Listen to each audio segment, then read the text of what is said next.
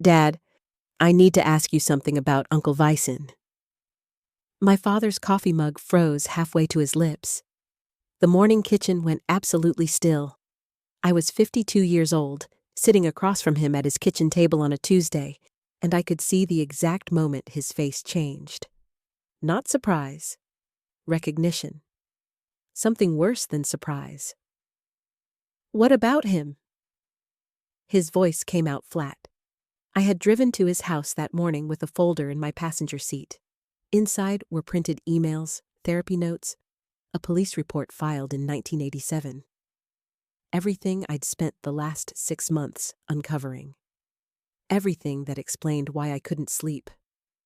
Why I woke up gasping some nights. Why certain sounds still made me want to hide. My father set the mug down very carefully. His hands were steady. That was the thing that would haunt me most about that moment. His absolute composure, as if he'd been waiting for this conversation for 35 years. I know what he did, I said. The words felt strange in my mouth, like I was speaking a language I'd never learned, but somehow understood. I know what he did to me. What I'm trying to understand is how you knew and did nothing. The kitchen was too quiet. Outside, birds were singing.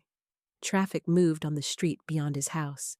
The world continued its ordinary business, while my father and I sat across from each other, like two people on opposite sides of a chasm that had always been there, but which I was only now acknowledging. He didn't deny it. That was the first thing I noticed. A guilty man might have asked what I was talking about. A man with a clean conscience might have expressed shock. My father simply closed his eyes and exhaled. "Ryaleen," he began, and then stopped. That was when everything I thought I understood about my family, about safety, about the people who were supposed to protect you, began to crack into pieces I would spend years trying to reassemble. I grew up in a house that looked normal from the outside. My father, Gio-san King, was a respected accountant. My mother, Virel Baker, volunteered at the church. We had a 2-story colonial in a good neighborhood, a dog named Murphy, family dinners on Sundays. The kind of household that appears in photographs, like an advertisement for American stability. My uncle Vicen Santiago was my father's younger brother. He lived 3 blocks away. He would appear at our house on random afternoons, let himself in through the back door, and my parents would act like this was completely normal. He was the kind of uncle who offered to babysit, who wanted to teach me things, who said I was special. I was 7 years old when it started. I didn't have language for it then. I just knew that certain rooms felt dangerous, that my body would go rigid when I heard his truck in our driveway, that I started making excuses to be anywhere but home on the days he usually visited. My mother noticed I wasn't eating much.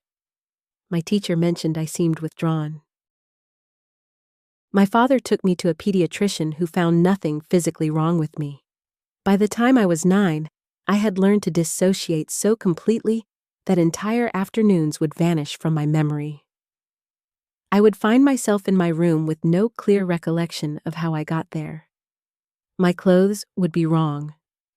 My body would hurt in places I didn't understand. I developed elaborate rituals to keep myself safe, locking my bedroom door, hiding in the basement, pretending to be sick on the days I knew he was coming. And my father knew. I didn't know he knew until I was much older. I was 14 when I overheard him on the phone with Uncle Vicen. They were arguing in the garage. My father's voice was low and controlled, but underneath it was something that sounded like rage. "You need to stop coming around here," my father had said. "It's nothing." Uncle Vicen's voice came back, casual, dismissive. "She's fine." "She's not fine. She's having nightmares. She won't eat. She won't talk to anyone." "Kids go through phases, Gio-san. You're overreacting." There was a long silence. Then my father said something that I would replay in my mind for the next 38 years. Just stay away from her. That's all I'm asking. He didn't say, stop what you're doing. He didn't say, I'm calling the police. He didn't say, I'm going to protect my daughter. He said, stay away from her. As if the problem wasn't what was happening to me. As if the problem was simply that I existed in the same space where it was happening. After that conversation, Uncle Viken's visits became less frequent. By the time I was 16, he had essentially disappeared from our lives. My parents never explained why. They never asked me directly what had happened. They never took me to a therapist. They never acknowledged that anything unusual had occurred at all. Instead, we all simply moved forward, carrying the secret like a stone we passed between us, each of us pretending it didn't exist. I spent my 20s trying to forget. I went to college, got a degree in business administration, moved to a different city. I had relationships that never quite worked out because I couldn't let anyone get too close. I developed anxiety that I managed with medication. I had panic attacks that I told people were stress-related. I built a life that looked successful on the surface, while underneath, I was slowly drowning. When I was 31, I tried to talk to my mother about it. We were having lunch at a restaurant near her house. She had just ordered a salad when I said, Mom, I need to tell you something that happened when I was a kid. Something Uncle Vicen did. She set down her fork. She looked at me with an expression I couldn't quite read, something between fear and resignation. I don't think we need to talk about that, she said quietly. But I need to.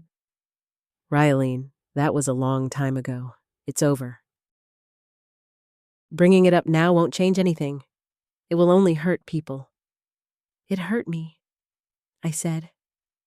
My voice was shaking. It's still hurting me. She looked away. Your father handled it the best way he knew how. We all did the best we could. We finished lunch in silence. We never spoke about it again. When my mother died 8 years later, I realized we never would. The 6 months before I drove to my father's house that Tuesday morning had been the most difficult of my life. I had been working as a project manager for a pharmaceutical company. I was good at my job. I was organized, efficient, reliable. I showed up on time, met my deadlines, never made excuses. I had built a career on the principle that if I just worked hard enough, if I just stayed disciplined enough, if I just never let anyone see that I was broken, then maybe I could convince myself that I was actually okay. Then, in April, I was assigned to work with a new consultant. His name was Ronyan Sims. He was in his early 60s, with gray hair and a calm demeanor. He reminded me of my father. He had the same way of listening to people without really hearing them. The same way of nodding along while making mental calculations about how to minimize disruption to his own life. One afternoon, he made a comment about one of my reports. He said I seemed anxious, that I was overthinking things, that I should learn to relax more. The comment was small, casual, the kind of thing that most people would forget immediately. But I didn't forget it. Instead, I found myself spiraling. I couldn't sleep that night. I kept replaying the comment in my mind, analyzing every word, wondering what I had done wrong, whether I had made a mistake, whether I was actually incompetent and just didn't know it. The next morning, I called my therapist. I had been seeing Dr. Lanolin Reed for about 5 years at that point. She was the first person I had ever told about what happened with Uncle Vicen. She was the first person who had ever validated that what happened to me was abuse, that it wasn't my fault, that I deserved to process it and heal from it. I think I need to talk to my father, I told her during our session that week. What do you want to say to him? She asked. I want to ask him why he didn't do more. Why he just told Uncle Vicen to stay away instead of calling the police. Why he never talked to me about it. Why he just let it become this thing that we all pretend didn't happen. Dr. Lanolin was quiet for a moment. That's a very important conversation, she said finally. Are you ready for the answers you might get? I wasn't sure I was, but I knew I had to try. Over the next 2 months, I did something I had never done before. I started researching. I filed a FOIA request for police records from 1987. I found the report, a complaint filed by a neighbor who had witnessed something suspicious. I found the name of the detective who had been assigned to the case. I tracked down his contact information and called him. He was retired now, living in Florida. But he remembered the case. He remembered my father coming into the station and saying that he didn't want to press charges. He remembered thinking it was unusual. He remembered that there had been enough evidence to move forward without parental consent, but that my father had specifically requested that the case be dropped. Your father came in and said he didn't want his daughter to have to testify, the detective told me. His voice was kind, but also sad. He said it would be too traumatic. He said he just wanted it to go away. I felt something break inside me when he said that. The logic was so perfectly twisted. The idea that protecting me from the trauma of testifying was more important than actually holding the person who hurt me accountable. The idea that making the problem disappear was the same thing as making me safe. I printed out the police report. I found my old therapy notes from when I was 17, after my parents had finally sent me to see a counselor following a suicide attempt. The notes documented everything: the dates, the descriptions, the diagnosis, complex PTSD resulting from childhood sexual abuse. I put everything in a folder, and on a Tuesday morning in October, I drove to my father's house. He didn't deny it. That was the first thing I noticed. A guilty man might have asked what I was talking about. A man with a clean conscience might have expressed shock. My father simply closed his eyes and exhaled. Realine, he began, and then stopped. I waited. I could feel my heart moving in my chest, like something trapped. I had rehearsed this moment 1,000 times, but now that it was actually happening, I found that I didn't have anything else to say. I had said the thing I needed to say. Now, I was waiting for him to explain how he could have known and done nothing. I made a mistake, he said finally. A terrible mistake. But I made it because I was trying to protect you. You protected me by letting him keep hurting me? My voice sounded strange to me, calm, clinical, like I was observing someone else having this conversation. I didn't know the full extent of what was happening, he said. I knew something was wrong, but I didn't know. He stopped. I didn't want to know. That's the truth. I suspected something, and instead of investigating, instead of asking you directly, instead of going to the police, I just told him to stay away, and I pretended that solved the problem. Why? The word came out like a plea. My father looked at me, and I could see that he had aged since the last time I had really looked at him. He was 78 years old. His hands were spotted with age. His eyes were watery. He looked like a man who had been carrying something very heavy for a very long time. Because your Uncle Vicen was my responsibility, he said. He was my younger brother. My parents had asked me to look after him. When he was struggling, and he was struggling, Realine, he had serious mental health issues. I felt like I had failed him, and when I realized what he was doing, I felt like if I reported him, if I admitted what he had done, then I would be admitting that I had failed, that I had let this happen. I stared at him.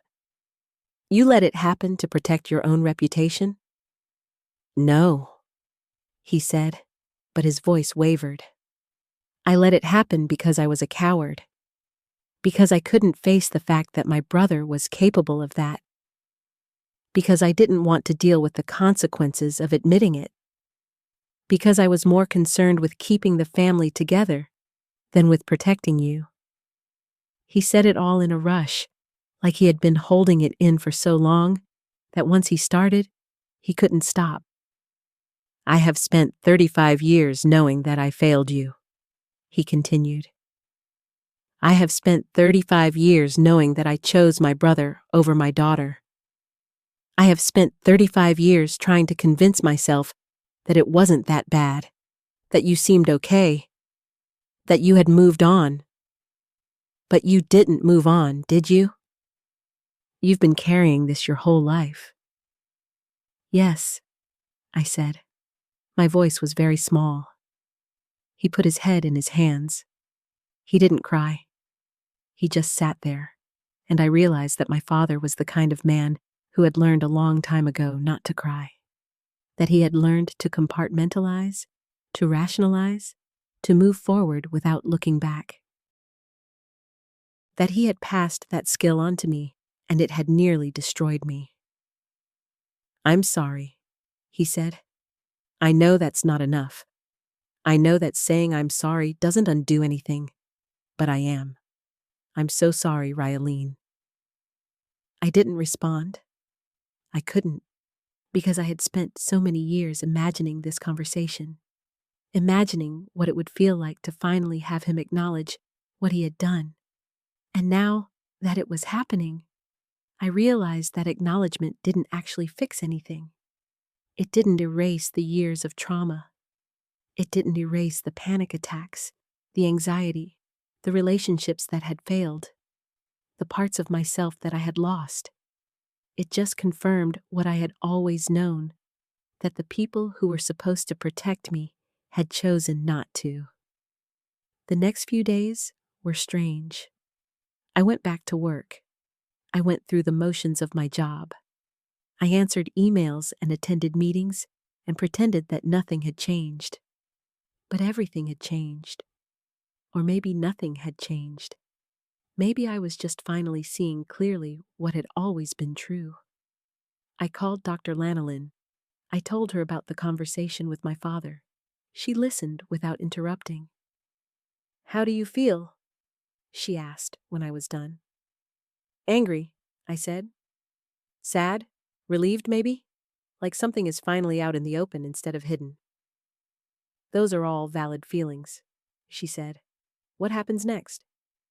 I don't know, I admitted. I don't know if I can have a relationship with my father now.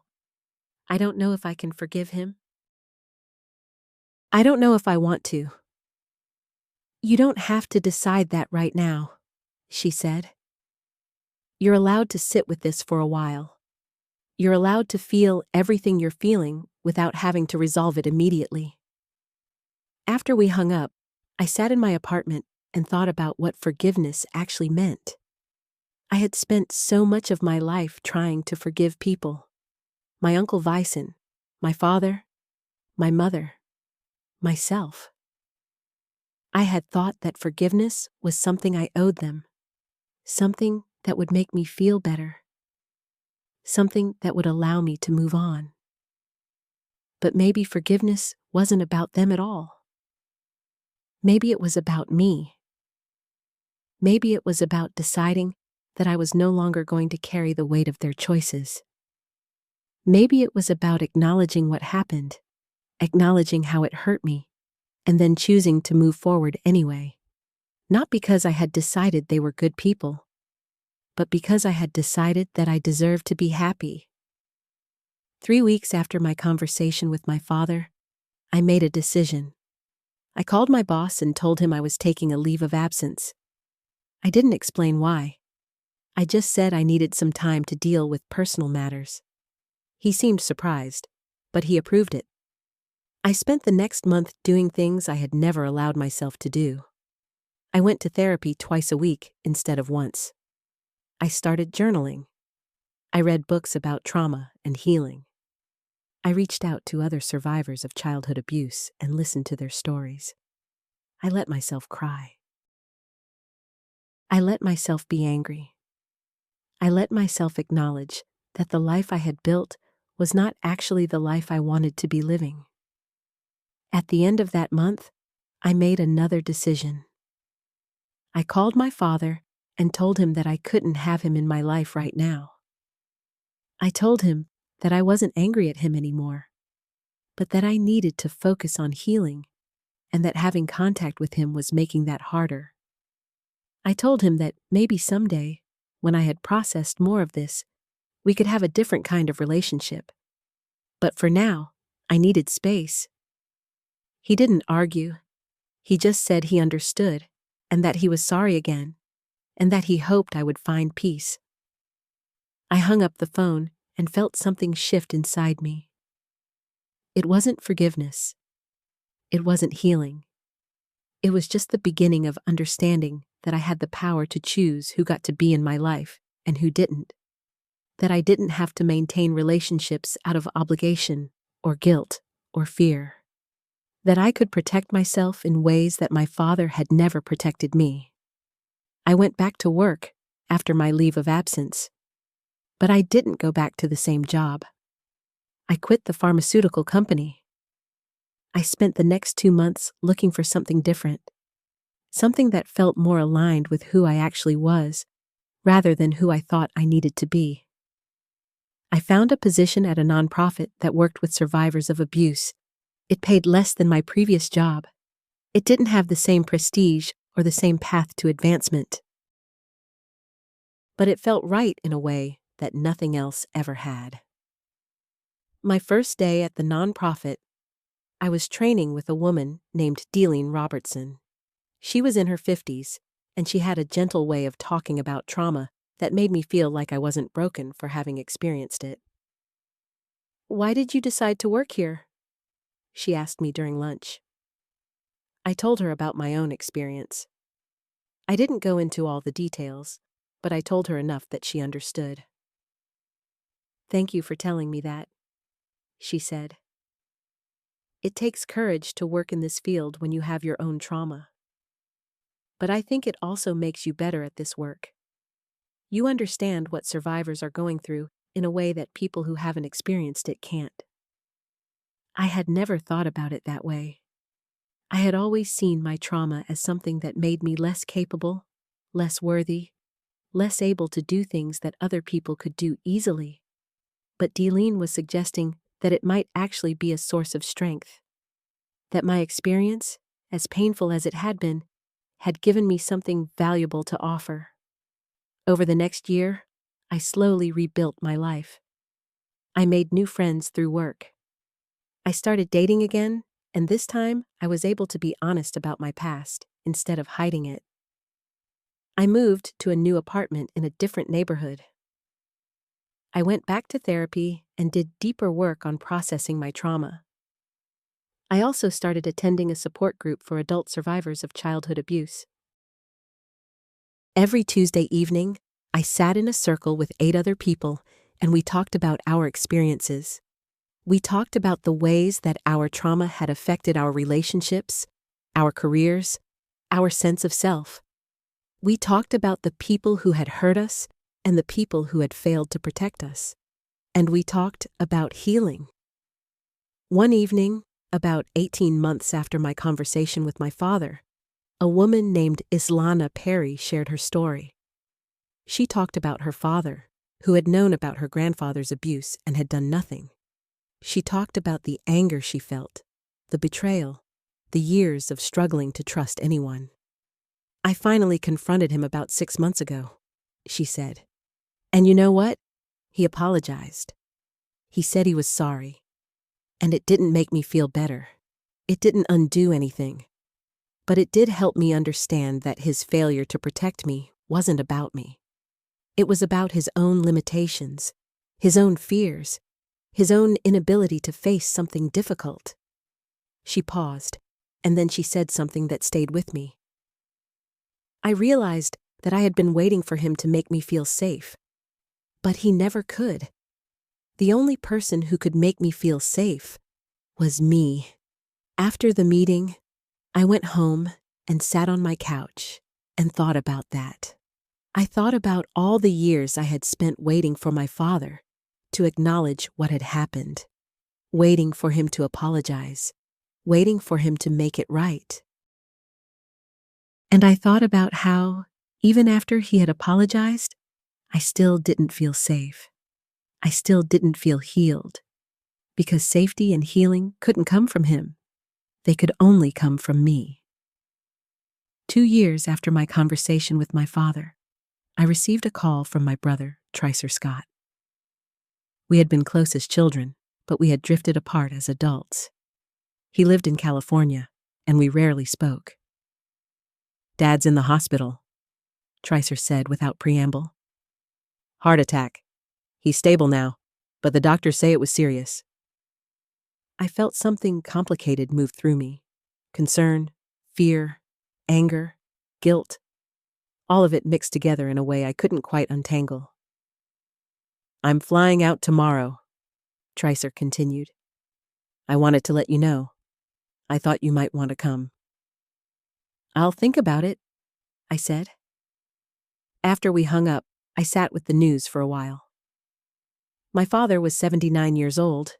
He was in the hospital. He might die. And I had spent the last 2 years not speaking to him. The last real conversation I had with him had been difficult and painful. If he died, that would be the last memory I had of him. I called Dr. Lanolin. "I don't know if I should go," I told her. "Part of me wants to. Part of me is angry that I even feel like I should want to. Part of me thinks that if I go, it means I've forgiven him, and I'm not sure I have." "Going to see your father doesn't mean you've forgiven him," Dr. Lanolin said. "It means you're choosing to be there for him in what might be a difficult time. Those are 2 different things.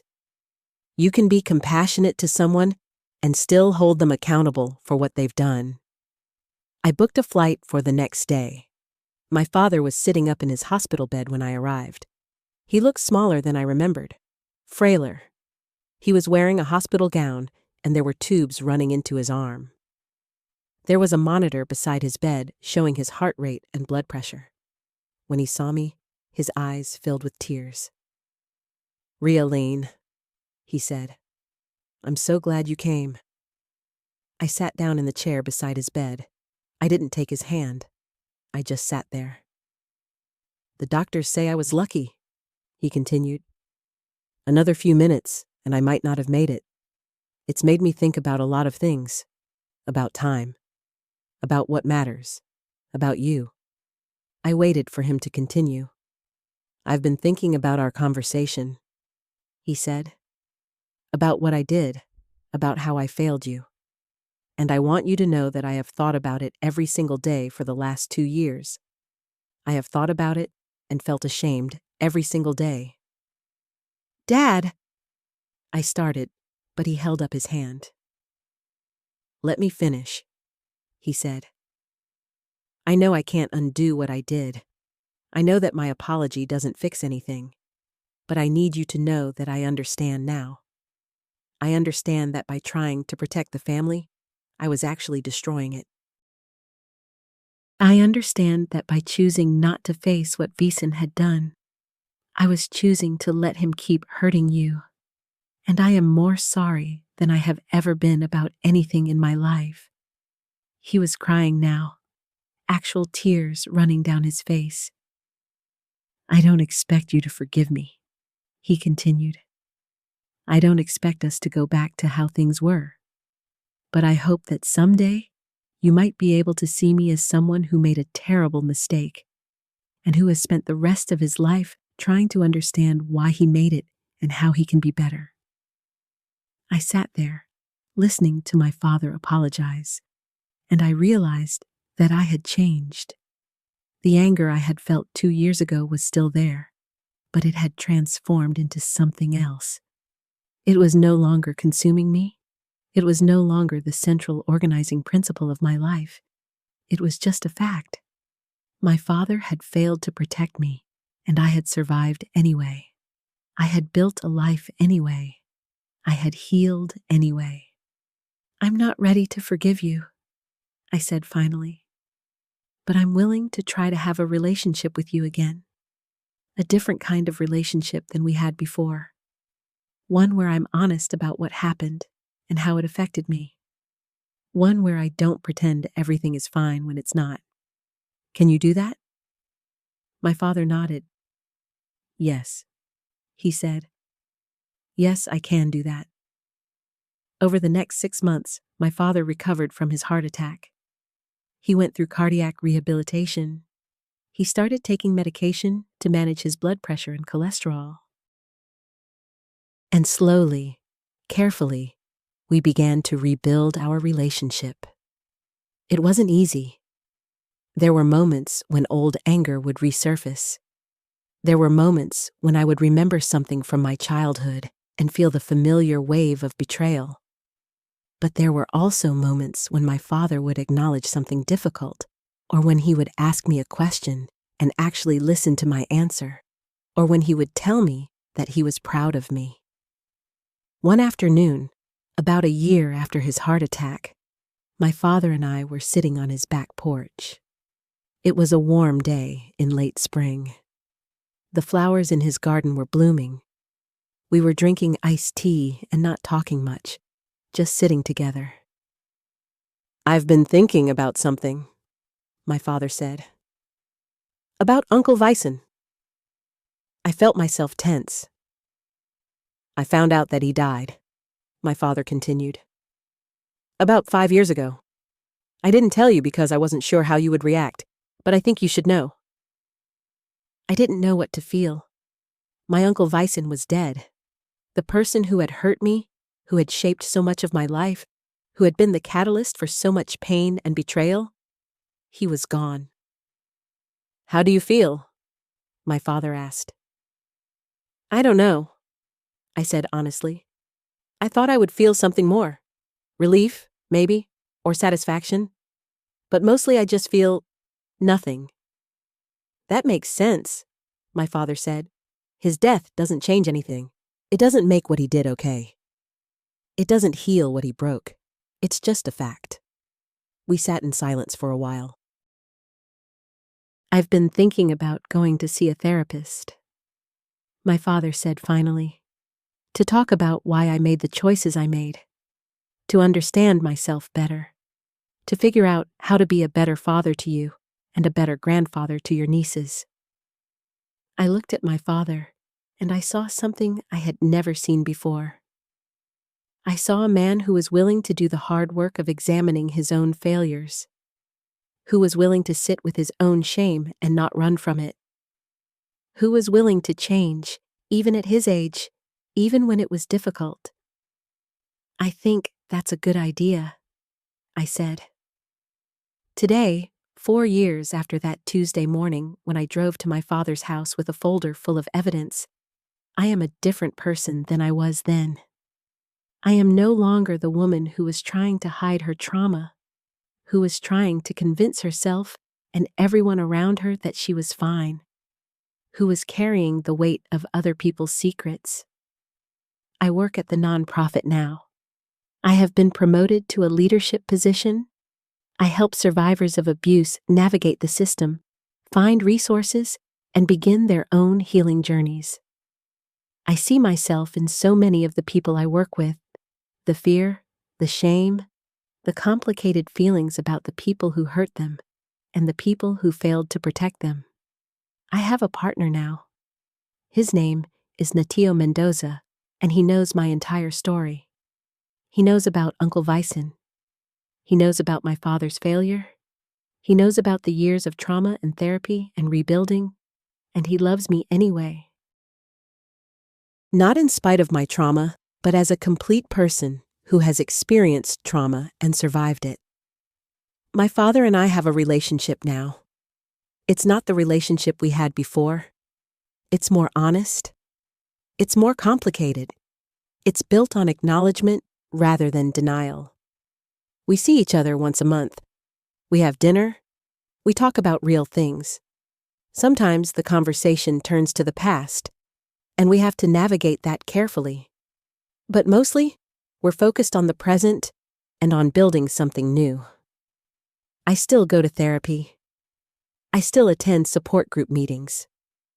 I still have days when the trauma resurfaces, when I feel the old panic or the old anger.